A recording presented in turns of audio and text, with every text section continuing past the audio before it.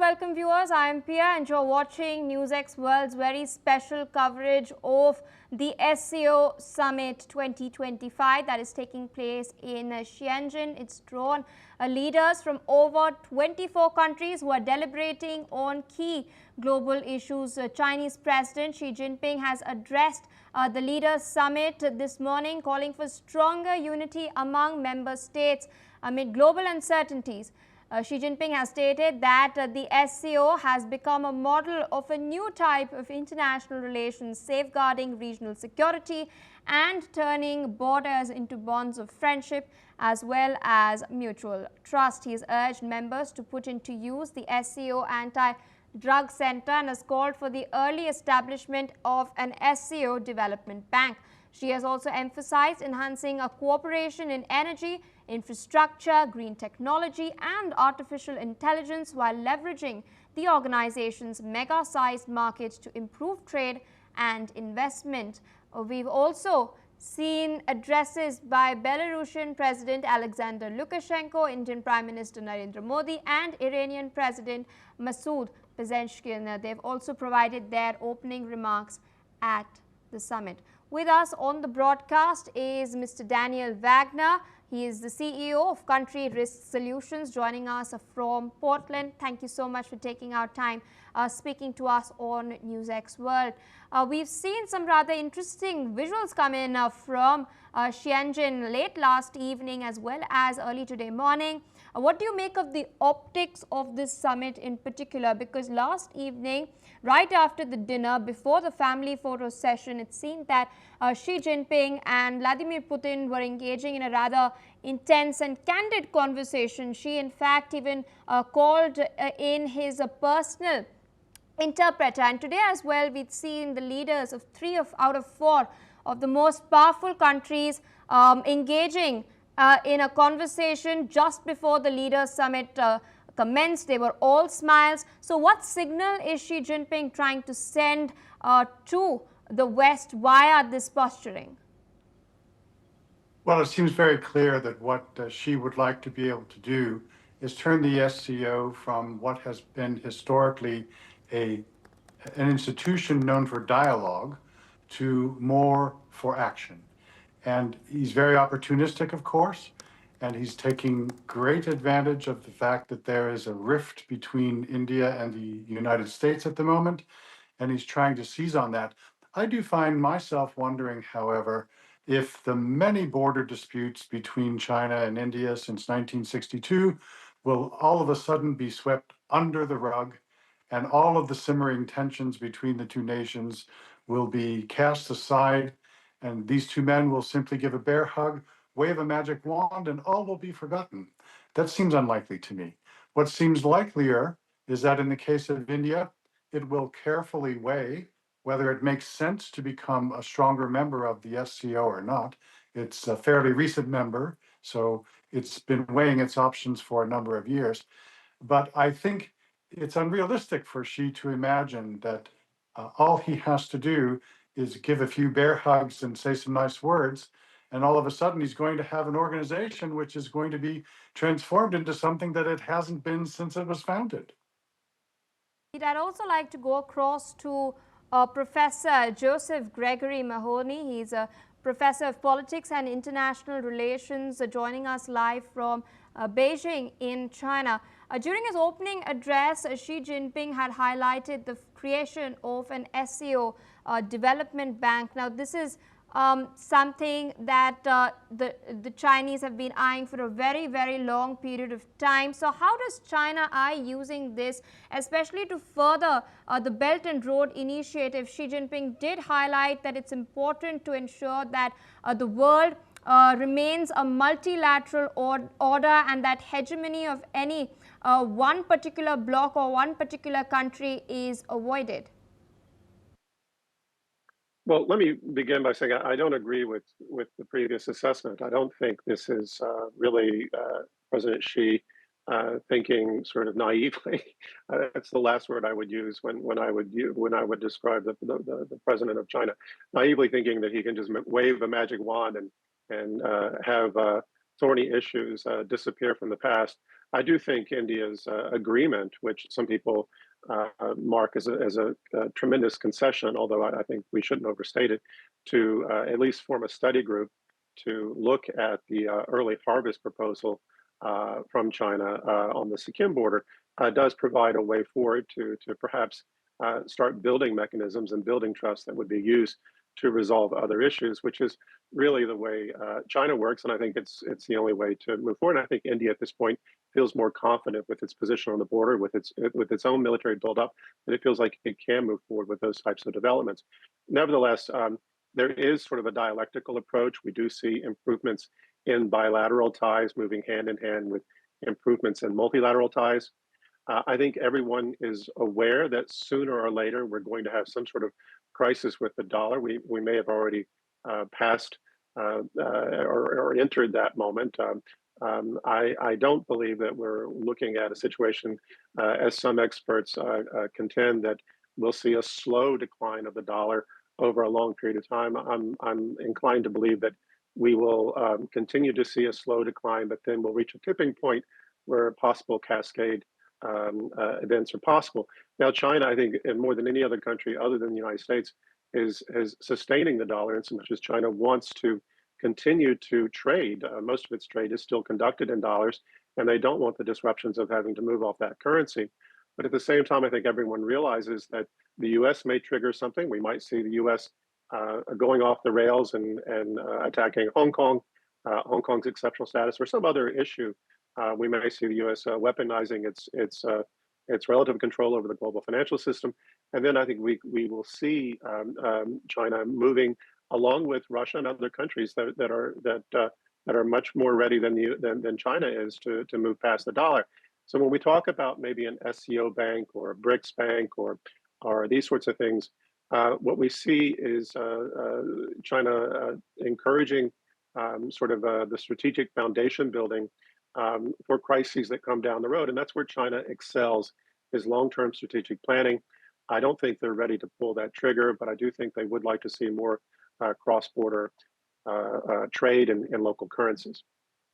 Since you've addressed de-dollarization, Professor Mahoney, I'd like to take that point forward with Mr. Wagner as well. Speaking of de-dollarization, there was an idea that's been floating around for quite a while, an idea of a BRICS currency. We've recently seen statements made by Vladimir Putin as well as the Brazilian President Lula da Silva calling to strengthen the BRICS as well. In fact, President Lula called for an extraordinary summit of the BRICS. The Indian Prime Minister, who is in Tianjin meanwhile, has extended an invite to the Chinese President to come to India next year for the BRICS summit, as India will be hosting it. It's going to be holding the presidency. Amid all of this, what's perhaps most interesting is that there was a phone call that was held a while back between the French President Emmanuel Macron and Narendra Modi. India had supported France and expressed that it will back France during the G7 presidency next year, while France, interestingly, which is a NATO ally, has stated that it will back India's presidency of the BRICS. So where do you see the BRICS headed next? Well, let me just say briefly that I don't believe that something like the de-dollarization of the global economy is going to happen anytime soon, and probably not for a very, very long time, if it happens at all. Most people in the world, most businesses, most governments, they don't want to hold BRICS currencies. They want to hold the dollar. And whatever challenges the dollar is having at the moment as a result of the Trump presidency, that's not going to last forever either. So I think that's probably just a bit of bluster. Let me answer your other question by also tackling the previous question about the SCO, the idea of an SCO bank. Let's bear in mind that the whole multilateral development bank structure is pretty crowded at the moment. You already have a BRICS bank. It's called the New Development Bank, and it's based in Shanghai. That already exists, and it's already got members outside of the BRICS countries. You have the Asian Infrastructure Investment Bank, both of which China created right around the same time, 2013 to 2015, at the same time that the BRI was hatched in 2013. Those are now operational. They have been operational now in the case of AIB for a decade, similar to the NDB. That all said, I think the idea of forming an SCO bank is fanciful at this juncture. If the purpose is to promote BRICS currencies and similar options, well, I mean, the new development bank is already pretty much doing that. So I'm not sure why that is coming up as a topic of discussion. I mean, they have very ambitious targets already based on what was said in the last day or two. So I don't see how much of this is going to materialize. It seems like it's an idea that in the longer term might have some footing, but certainly doesn't seem like it's going to have any footing in the near term. Indeed, I'd like to come across back to Professor Mahoney. Of course, we've seen in the meeting that has taken place yesterday between Xi Jinping and Narendra Modi that the economic aspect of the India-China ties is something that both countries are looking at moving forward. But there's a lot of question whether ties would go back to the pre-Galwan status quo. Could that happen? And could we see an even better future? I think it's always risky to judge the present with the past and vice versa. But I think it's fair to say that bilateral ties are evolving with both countries reassessing their respective geostrategic positions and their prospects for the future. I think we all realize there are certainly historical issues on the border and the complicated relationship with Pakistan. But for me and the smart people with whom I get to discuss these topics here in China, including Indian diplomats, we've always foreseen an inevitable reconciliation, even if we have to get there via what the German philosopher Hegel long ago called the cunning of reason. But in short, I think the obvious benefits of good ties between the two countries so completely outweigh the cost and completely dwarf by comparison the problems that have stood in their way, that it's only a matter of time before we see a breakthrough, which we hope will be transformational for both countries, for Asia as a whole, and certainly with major implications for the rest of the world. Of course, this kind of development makes a lot of people in different corners quite nervous and itching to spoil, and maybe some of those were responsible for the problems we saw a couple of months ago on the Pakistani-Indian border, which was a month we anticipated a breakthrough. Nevertheless, I'm a big believer in the intelligence in both capitals. I'm a big believer in the civilizational resilience and confidence that we find in both nations. So I see them moving forward together one way or another. All right, I request both guests to stay on with us because we're tracking some fresh developments from the SCO Summit. We are now learning that Belarusian President Alexander Lukashenko has stated that Belarus's participation in the Shanghai Cooperation Organization reflects the country's long-term strategic interests. Lukashenko added that Belarus is proud to have become a full member a year ago and has emphasized that membership in the SCO opens new prospects and broad areas of cooperation, describing it as a strategic choice that strengthens Belarus's role in regional and international affairs. I'd like to come back to Mr. Wagner. We've seen a fresh statement put out by Alexander Lukashenko of Belarus, and taking a bird's eye view for a moment of SCO as an organization at large. Its relevance has often been questioned over the years, especially because of differences between member states, especially India and China. However,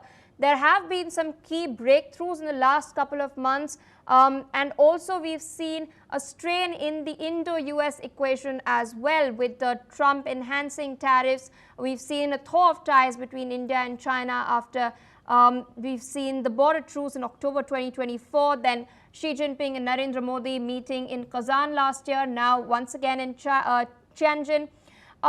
So are we seeing this organization coming up as a counterweight to Western alliances, or is it still quite not there yet? Well, as I was saying earlier, this is certainly something that is an ambition of Xi Jinping as the sort of epicenter of the SCO, China being. I think it's, in international relations, you don't have permanent allies, you have permanent interests. And in this case, India and China and the other countries are saying, well, okay, we know what's going on in America. We've got an opportunity here to perhaps build a counterweight type organization, but it's not broad enough in scope. It doesn't have sufficient numbers of significant players to be able to move the needle, I would say, in the opposite direction. So I think it's one of those things where it's in a transition, and either they're going to be successful in making this a forum for action as opposed to just talking, or it's going to remain primarily an organization for talking. So you can have all the great ambitions that you want. That doesn't necessarily mean that it's going to become reality. I'd like to come back to Professor Mahoney. Speaking about India and China, coming back to the bilateral equation, why is normalization of ties with India now mattering to China?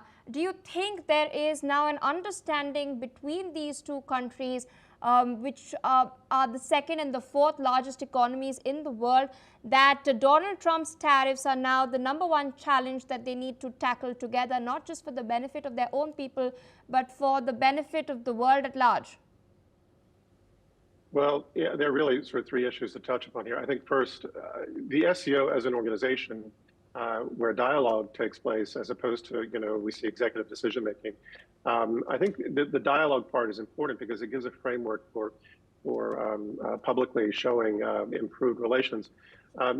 The SCO really began to change its footing and evolve after the United States penetrated Central Asia following 9/11.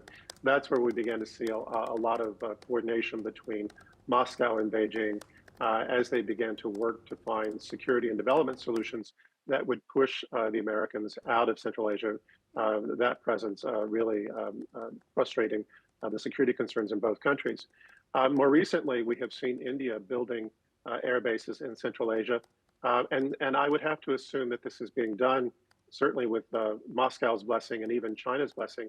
And I think because there's this understanding that by having the three regional major powers working together in Central Asia, it will help crowd out American efforts. We still see some American efforts to come back into Central Asia militarily. So I think that in this context, the SCO has been extraordinarily successful and is continuing to work in ways that or support these other efforts that are ongoing. Now, with regard to the first question you asked me, there's a very long list of reasons. But first and foremost, why the normalizations of ties with India matter to China. And in terms of bilateral ties, China understands that it's important to have good neighborly relations for peace and mutual development.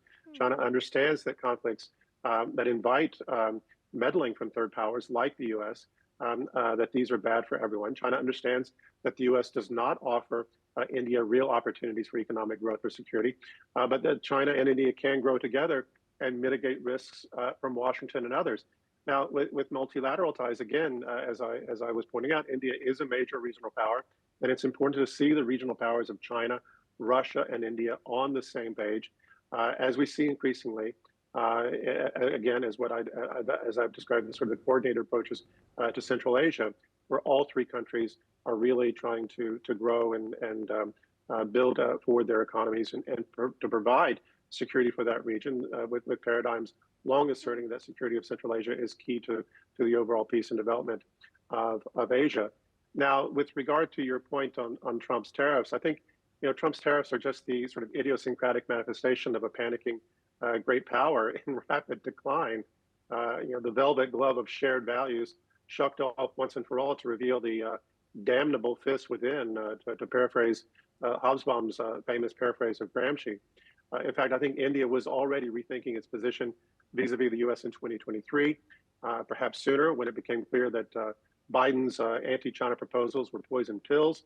They were always going to leave India bearing the greater costs and worse risks with no substantial offsets coming from the U.S. Indeed, I think India's hesitancy to embrace fully Biden's position in 2023, and we can go back and point to India canceling the high altitude, the plans for high altitude I forget what they were, high altitude war drills with U.S. on the Indian border. We saw that India began to back away, and I do believe that Biden's foreign policy overall collapsed that year, which in part reopened the door to Trump. Furthermore, I think we can go back further in time and see there were prospects and optimism pre-Galwan for breakthroughs. Once again, were resisted by some, and which may have fed those unfortunate tragedies on the border. I'm not suggesting a conspiracy here. I'm simply saying that aside from a few unfortunate distractions, these two countries' long-term development and security trajectories have been moving closer together. And I think both realize that their future potential can only be met if they continue to do so. And these are realizations that probably preceded Trump 2.0, Biden, and even Trump 1.0. To be sure, it's probably fair to say that Trump's tariffs are helping move China-India ties forward. But I believe they were going to move forward regardless, sooner or later, although I think many of us wish it was much sooner, and certainly without Trump's encouragement. All right. Also joining us on the broadcast now is Major General Sudhakarji. He's a senior geopolitical and strategic expert.